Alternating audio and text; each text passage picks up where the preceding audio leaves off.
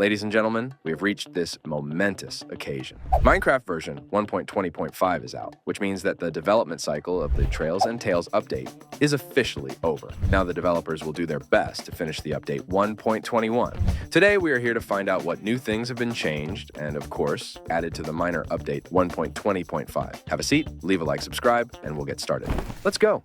Okay, the first thing we should talk about is the most notable and interesting things. Armadillo is a new friendly mob that has become a part of Minecraft. At the vote for mobs in 2023, he got the most votes, thus beating Crab and Penguin. By the way, I voted for Crab, but I wasn't the least bit upset that Armadillo won. I'll tell you a fun fact about the Trails and Tales update. This is the first update, in which was added 2 mobs that won on different votes. Before that, the winning mobs came in every subsequent update after Minecraft Live. Armadillo, as I said before, is a friendly mob. It inhabits savanna biomes in groups of 2 to 3 individuals and wastelands, but they're in groups of 1 to 3 individuals. Although it has a strong armor in the form of a shell, it does not have a lot of life. Only 12 units, which is 6 hearts, but it still has a slight advantage. The thing is that when this mob is in a state of defense, rolled up in its shell, it takes less damage. The formula is calculated as follows. Base damage -1 and divide it by 2. Suppose we have a wooden sword. Its damage is 4 units. According to the formula, we see that it will deal only 1.5 units of damage. So in the defensive state, the Armadillo will need to deal 8 hits. It's not hard to guess that you won't be able to defeat the Armadillo with your hand.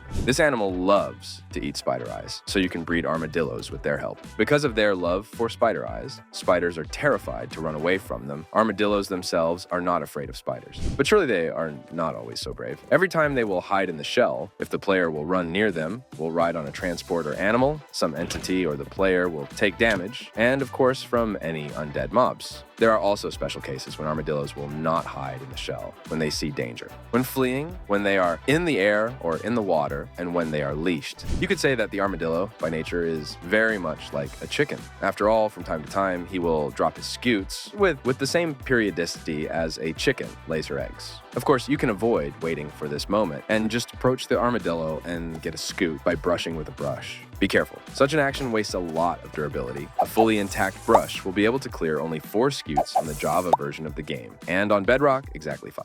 After the armadillo rolls up, it will periodically peek out of its shell as if to check if the danger is gone. Once the threat is gone, the armadillo will return to its original position 3 seconds later. Now let's talk about wolves. Unfortunately, nobody intended to improve or change them in any way, but the further the developers planned to add armor for wolves, the more they realized that they needed to freshen up the wolves a bit too. Therefore, 9 new variations of wolves were added in this update. Each wolf coloration will depend on the biome in which it appeared. Pale, the one we are all familiar with, will appear in the taiga biome in groups of 4. Chestnut will appear in the biome of old growth spruce taiga in groups of 2 to 4 individuals. This color was taken from the melanistic wolves. Woods wolves will definitely only appear in the forest biome. In groups of 4 individuals, it too has been copied from the true red wolf. Ashen wolf will be in the snowy taiga in groups of 4 individuals. I honestly don't know. This species looks like a husky to me the most. Striped wolf will appear in the wooded badlands biome in groups of 4 to 8 wolves. They're just like a mix of striped hyena and aardwolf. Spotted wolves will appear on the savanna plateau in groups of 4 to 8 individuals. Here, this type of wolf is very similar to painted dog. Rusty wolves are common in the sparse jungle in groups of 2 to 4 individuals. This type of wolf looks like a mix of Ethiopian wolf and the dhole. Snowy wolves are the rarest of all, will only be found in the grove biome, and only 1 individual. It has been copied from the Arctic wolf. The last type, the black wolf, will appear in quantities of 2 to 4 individuals in the biome of the old growth pine taiga. It's simple here.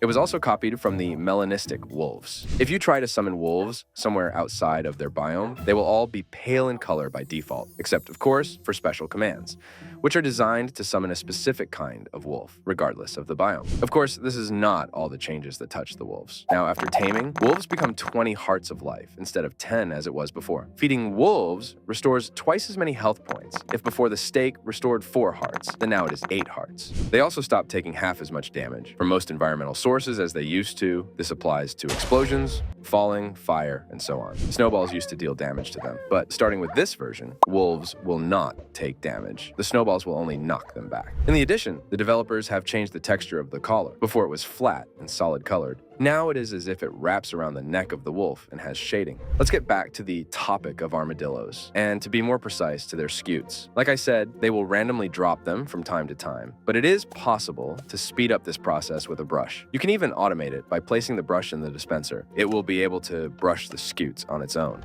Scutes are needed for two things: creating wolf armor and mending it. Wolf armor is made of only 6 scutes. It is only equipped on a tamed wolf and protects the wolf from many different dangers. This armor adds 11 points of protection. Roughly speaking, it protects like an iron helmet, chest plate, and boots. When a wolf in armor takes damage, the armor's durability is used up. Like an iron golem, the armor will show how badly it has been damaged. There are 4 stages of damage in total: intact armor, slightly worn, damaged, and almost broken. The armor can be repaired using the armadillo's scutes, and its texture will also change depending on the damage. Just in case, let me make it clear that wolf armor cannot protect your wolf from drowning, freezing, suffocation, magic, thorn enchantments, withering, and warden's sonic boom. Armor can certainly be removed from a wolf using shears, but only the owner of the wolf can do this, just like putting the armor back on. If for some reason your wolf dies, its armor remains after its death. The coolest thing about it is that, like leather armor, it can also be painted. Looks great, so you can make a unique wolf, which will keep you company in new journeys and adventures. What new update of Minecraft without new advancements? Even though this is a minor update, as many as 4 new achievements have been added here. Isn't it scute? You'll need to get the armadillo scutes to get it done, but only by brushing. You can't just pick up the scutes lying around. Good as new. To get this achievement, you will need to repair the wolf armor with the armadillo scutes. Shear brilliant. To get this achievement, you will need to remove the wolf armor with a pair of shears. The whole pack, is not an achievement, but a goal to complete. To do this, the player will have to tame every existing wolf variant. Don't forget, there are 9 of them. You do not have to travel with them at the same time, only tame them. Now let's touch on some important things, such as player attributes. There are 8 of them in this update. The first one is generic fall damage multiplier. It is responsible for multiplying the damage when falling. The minimum value is 0, and the maximum value is 100. The default is set to 1. Then, generic gravity. Now you will be able to control the gravity of your character in Minecraft. The minimum value is -1, and the maximum value is 1. The default is set at 0.08. The lower the value there, roughly speaking, your character will be able to fall longer and bounce higher. The third, generic safe fall distance. It is responsible for the number of blocks from the height of which we will receive damage. The minimum value, -1024, and the maximum, 1024. The default value is 3. If you set the minimum value, you will need more height to get damage. The fourth, generic scale. Now it is responsible for the height of the player. Maximum, we can increase to 16 units. If we summon a giant zombie, we will be about twice as tall as him. To be on par with him, we need to set the size to 7 units. The minimum we can shrink to is 0.0625 units. We become extremely small, and if you switch to third-person mode, the animation of movement looks very funny. The fifth is generic step height. Determines the maximum height of climbing a block without jumping. The default value is 0.6. Minimum, we can disable this value, and the player as a whole will not be able to step even over the carpet. Maximum, we can set the value to 10 units. That is, the height of our climb will be 10 blocks without jumping. The sixth is player block break speed. It is responsible for the block break speed. The minimum value is 0 and the maximum is 1024. By default, it is set to 1. If set to 0, the player will not be able to break even those blocks that break instantly. The higher the value, the faster the player will be able to mine blocks. By setting it to 1024, we will be able to just instantly break any blocks. The seventh is player entity interaction range. It determines the maximum radius of interaction with entities. The default value is set to 3 blocks. The minimum value is 0, and the maximum is 64. By increasing this value, the player can easily reach the flying ender dragon. The eighth is player block interaction range. Is similar to the previous one, but this time it defines the maximum radius of interaction with blocks. The values are the same, but the default setting is 4.5 blocks. So with this attribute, we can easily include the very power of the crab claw in Minecraft. I think it will be very useful for people who create maps. Then unique sounds were added for the cobwebs. Please listen.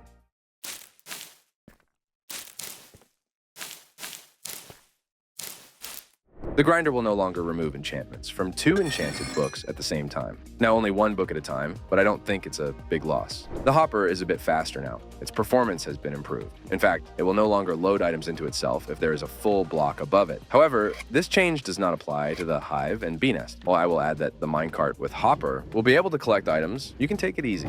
A less important but still noticeable change concerns the regular scutes. It used to be called simply scutes, but now it's called turtle scutes. This was done so that players would not be confused between armadillo and turtle scutes. Perhaps the developers will add other types of scutes in the future? The Mountain Grove biome has received its own small changes. Now it will be possible to find only wolves, specifically with snowy coloring, rabbits, and foxes. Sheep, pigs, chickens, and cows will no longer appear here. There is one not so pleasant change. Now when the player will copy a block with all its contents, then in the tooltips to this block will no longer be written plus NBT. As for me, this is not very positive because it will be difficult to understand where and which block. Before it was really more handy. But there is one good news. It is the background. Now the background old dirt texture has been replaced by a blurred and darkened version. If you are outside your world, you will see the blurred panorama when creating a world, in game settings, in multiplayer, and of course in realms. When the player is in the game world, the background will also be blurred and display what is currently on the screen. The strength of the blur can be controlled in the special features settings, which is very handy. Unfortunately, in-game screens, such as books, containers, or inventory, will not be blurred. If you suddenly want to return the old background, it can be done through the official Programmer Art resource pack. Finally, it happened, and now the animated texture of the portal to the Nether will be displayed when entering this dimension, as well as when leaving it. The same goes for the portal to the end. As to me, it looks very nice and stylish. In addition, I will say that now, as soon as the player is teleported out of the end for the first time after defeating the Ender Dragon, he will see a new background for the end poem.